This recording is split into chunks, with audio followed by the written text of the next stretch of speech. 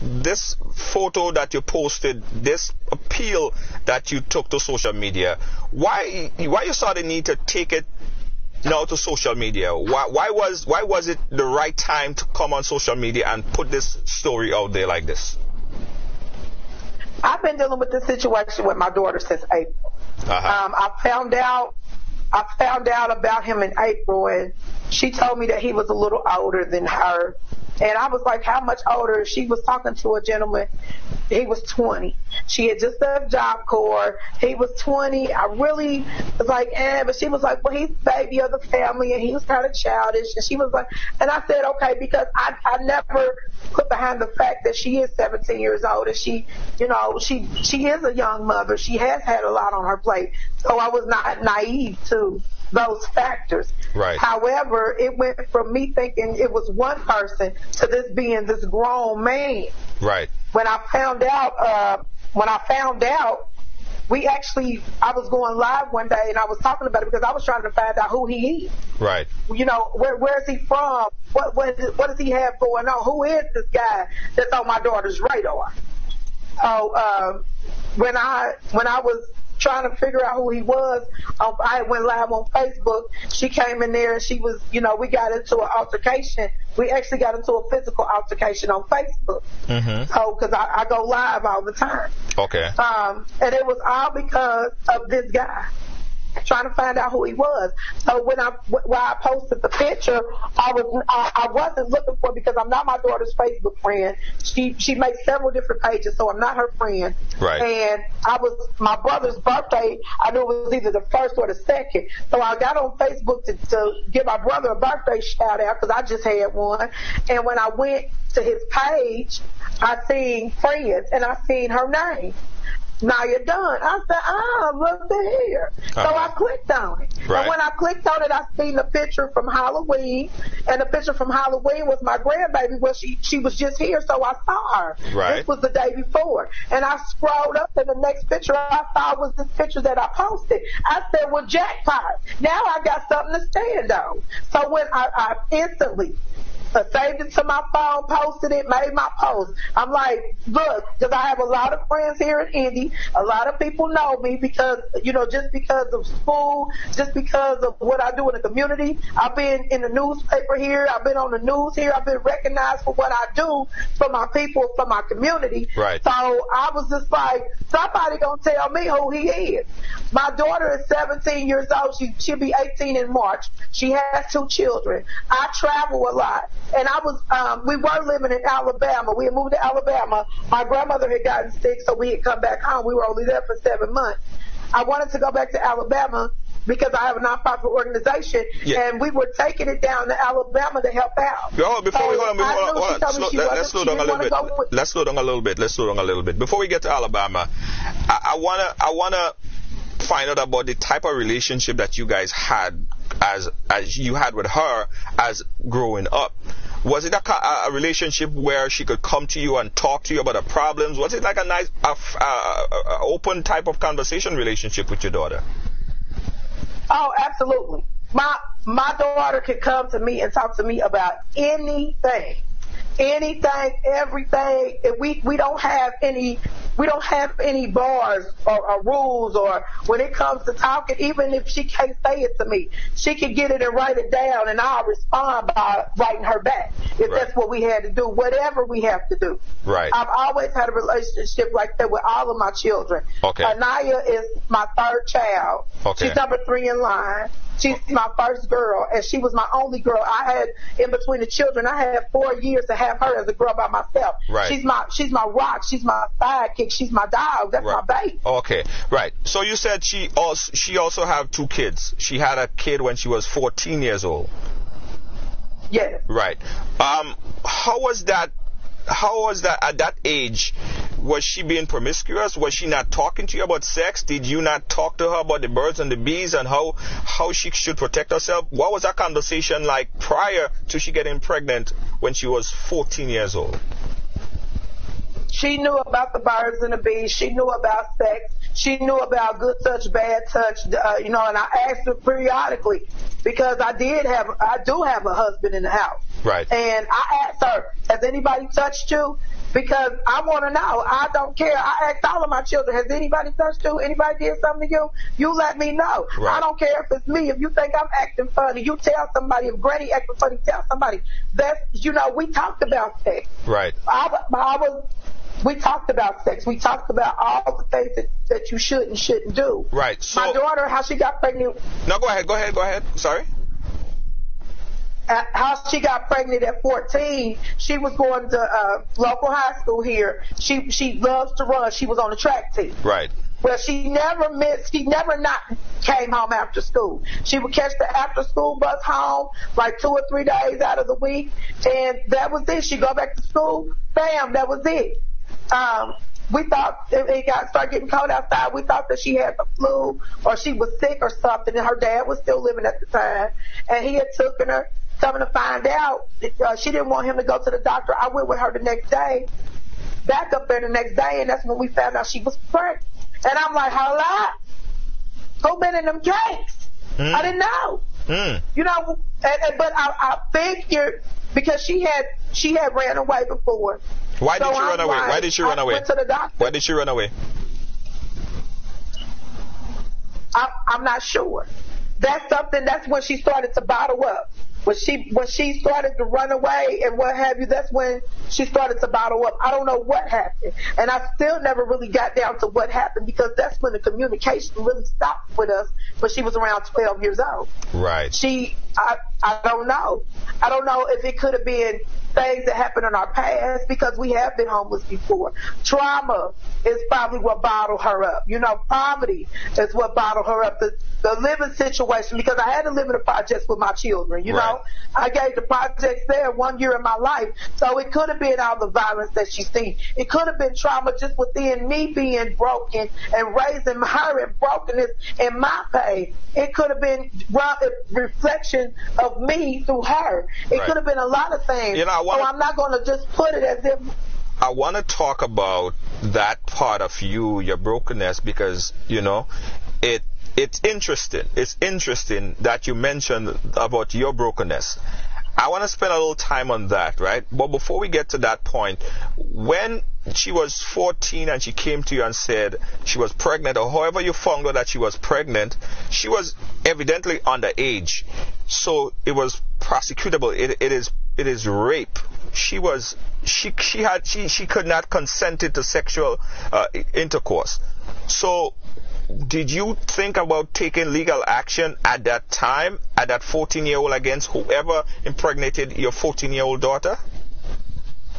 Yes, I did. I was looking for whoever. I didn't know who the young man was until she was 6 months pregnant. She wouldn't tell me. I didn't know. I was thinking about whoever it could have been. I was thinking about, could it been any of my son's friends, because I do have 2 older sons. Right. And I was like, no, because nobody really comes over my house like that. She doesn't go anywhere. So I'm like, who got you pregnant? Like, where did this, I had so many things going through my mind. I'm asking so many questions, and she just completely shut down on me. Yeah, so I tried to get counseling. At the time, it was counseling, plenty of counseling. I had to open the case with the Department of Child Services for 2 years with her. Right. It was plenty of services. I wanted services. It was plenty. It was plenty of help. It was church. We were in church. It was pastors that was reaching out. I was my mama, my grandma, friends. Everybody, her cousins on her daddy's side, her dad, everybody was trying to figure out what was wrong. But so she never. So the person who impregnated your 14-year-old daughter was never prosecuted, right? No. Okay. We didn't prosecute him. He was 15. Okay. He was 15. Okay. All right. We got that. We got there. So that's her first child at 14. What happened with the second child? When did she have the second child? She had the second child at 16. Okay. Was it with the same father? Yes, both the girls had the same father. Okay. At that point in time, what you thinking? Like I mean, it happened once. You spoke to her about it. It happened again. Tell me your mindset. What's going through your mind at this time? Now you have 2 granddaughters for your teen daughter? What went through my mind is we getting out of here. It was too available to her. So when I picked up and I moved to Hopkinsville, Kentucky with my baby. So you moved her. You moved from the location that you were staying to a different part of town. I moved to a whole other state. Right, but did you think that would have solved the problem? Is it that the area that she was in, she was open and accessible to sex, and moving her to a different part, she would be less available to sex? What was the mindset? What was the thinking? I was thinking just about getting her out of here, because I'm like, she's not the type of person that runs the streets. If my baby, and that's any of my children, if they don't know you or know familiar surroundings of familiar people, they're not going. That's just not what they're going to do. And she was in a relationship that was unhealthy. I was in a relationship at that time that was unhealthy. I was in a marriage that was unhealthy. So for me, my daughter, and my children, I had to break away. And then what really pushed me is when in this relationship, violence came in her relationship with her kids' father. So at that point, I called the Department of Child Services on their family, and I took my daughter and the grandbaby, which is her baby, and the other children, and I moved to Hopkinsville, Kentucky. I said, we need to clear our heads and get a fresh start. Right. A lady friend of mine told me it was a small place, small knit community, and I was just like, maybe we could go here and get a fresh start. We don't know anybody, and we are a close family. We're not in everybody's business. We're not all over everybody's house. Right. So I was just like, it has to stop. This is what I did. I'm like, okay, Lord, this is it. We gotta go. So we picked up and moved. What do you say to people that come at you and say, listen, Keita, you weren't paying attention. You missed the ball. Your daughter got pregnant twice on your watch. What do you say to people that come at you and lodge those complaints or say these things to you? What's your response? My response is that they couldn't have been through what I've been through. They couldn't even imagine, and it's just an opinion. Because a lot of people were saying, well, if it was me, I would kill him, and if it was me, and that's what I used to say until it became me. And when it became me, you can't kill him. Right. Try it. This is not a killing moment. You can't be hateful. This is not a hateful moment. Now we need to love through it, because somewhere, and I will put this to me, and it goes back through my pain. I feel like that I bought my children to show them love, and Anaya is very spoiled. I was getting her $150 hairdos at 12 years old, for her to take it down, or I'm $200 or $300 at tax time for them to get on the bus and go do what they wanted to do with it, Right. It's like I tried to do the best that I could, because I knew that sometimes I didn't have it, and I knew that sometimes my situation wasn't always good. So I gave money to try to compensate. You threw money at it. You threw money at the problem. You threw money at the problem. What is the question that we need to look at is you. Let's look at you a bit. Yes. You keep mentioning that you were broken, things happened to you. What happened in your situation? What happened to you? I was introduced to sexual abuse between the ages of 2 and 3. What age? And it wasn't between 2 and 3. I remember like it was yesterday. So you were sexually abused. You were sexually abused at the age of 3, between that time frame. Yes. And it wasn't like it was people that were strangers. It was by a family member, by a female family member. Wow. And that tore me. Once I was older to know that this is not right. My mother always taught me, don't let, if a man touch you, if a man. But what Mama forgot to tell me, what if a woman? I was looking for a man to do something to me. I was looking for a man to hurt me. I wasn't looking for a woman to hurt me. I was hurt by a woman. So out of that, I was determined that I was not going to let that happen to my children. I was determined that I wasn't going to be a lesbian. I've been fighting demons of homosexuality for myself. You know, I was determined that I didn't want that label because in my time, in my household, you're not going to do that. It's the shunned up on. You know, my people are old school. You're not coming in there like that. So I was determined that I'm not going to be a lesbian. That was my mindset because that was what it was installed in me from my foundation. I looked up to my mother and my grandmother. I didn't want to disappoint them. What happened to her father? What happened to her father, that fatherly figure there? When I met her father, it was her father, and this is where it's painful for me. Her father's 13 years older than me, but I was grown when I met her father. And her father. So hold up. Her father was almost the same age, if you calculate it back, as this man. This 30-year-old man is to her, about 12, 13 years older. Right. When I met her father, I was maybe like 22, 23 when I met her father, somewhere in there. Yeah. And he was like 12 or 13 years older than me. And he showed me some things. He showed me what a gentleman was. He was the first man to open the door for me. He was the first man to ask me where I wanted to go, and we went.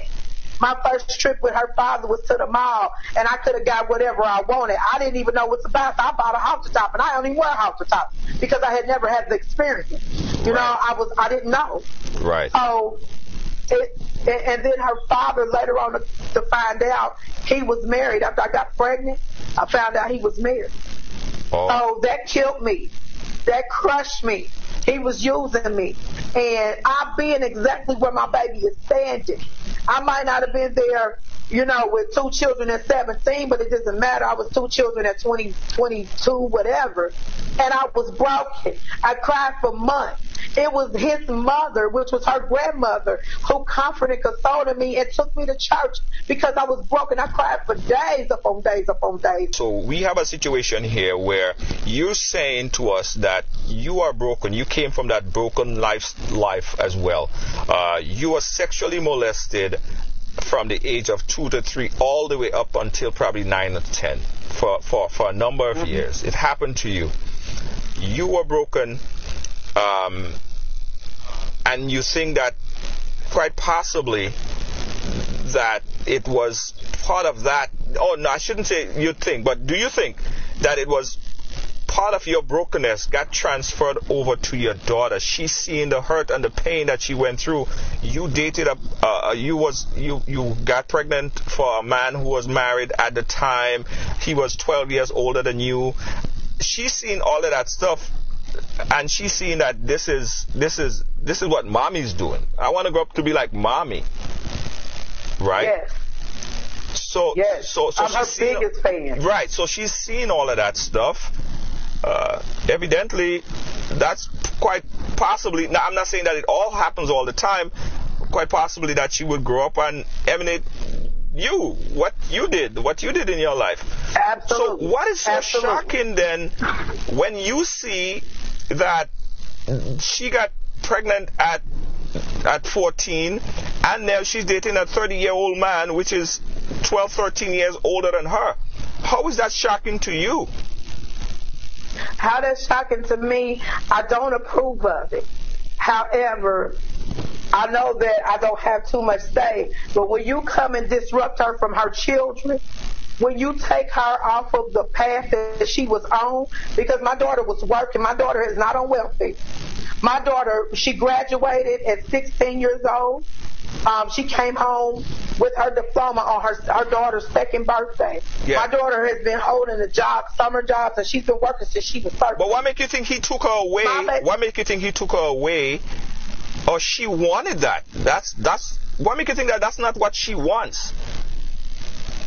I'm not, and quite possibly that could be what she wants. Right. But she didn't want that by herself. Sometimes, you know, she wants to get away. Yes. because here it is. I have other children in the home, and I'm still mama. I'm still going to be mama. I'm still going to tell you to get up and clean up your room. And at this point, she feels like she never said she's grown, but she feels like she's grown. She feels like she's a mother. Yeah. You know, she told me, she said, Mama, I don't want you to, you know, try to predict my children or how I raise my girls, so I step out of her way. But it's hard to do that when you have a woman and a little woman in the house raising little women. Yes, you know? Because, Mommy, you can't push the genie back inside the bottle, right? Yes. And I think that is what is kind of conflicting here in a lot of people's mind. So here we have, as you said, a woman and a little woman. You have a baby, and your baby have babies. You can't tell her what to do at this point in time. Right. Although she's 17, right. She have kids, she went through labor, she went through all of that stuff. She's not a little kid anymore. She's a woman. She breastfeed her babies, right? So this is a situation here where a lot of people might say, Mommy, too little, too late.